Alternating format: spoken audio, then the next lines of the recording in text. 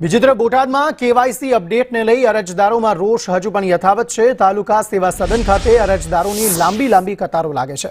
આધાર card, ration card, KYC update માટે ભારે રોષની લાગણી અહીં લોકો વર્તાવી રહ્યા છે। કોઈ જ વ્યવસ્થા ન હોવાનો અરજદારોનો આક્ષેપ છે। વારંવાર ધક્કા ખાવા પડે છે। સિનિયર સિટીઝન અરજદારોને પણ હાલાકી પડી રહી છે અને અરજદારો સહકાર નથી આપતા તેવું અધિકારી સામે આક્ષેપ કરી રહ્યા છે।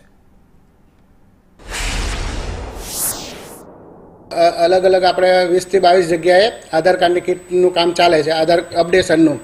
તો એને પણ લોકો ત્યાં જતા નથી અને આપણે મામલેદાર ઓફિસમાં મોટે ભાગે વધારે આવે છે અને એના લીધે આપણે પબ્લિક વધારે છે, ઘસારો વધારે છે। અગાઉ અમે આના સારું કામ થાય એના માટે અમે પબ્લિકને ટોકન સિસ્ટમ આપી હતી કે ભાઈ 50 જણાનું આપણે દિવસ દરમિયાન એક કિટમાં 50 મિનિમમ 50 જણનું કામ થઈ શકે, એટલા માટે અમે 50 ટોકન આપતા હતા।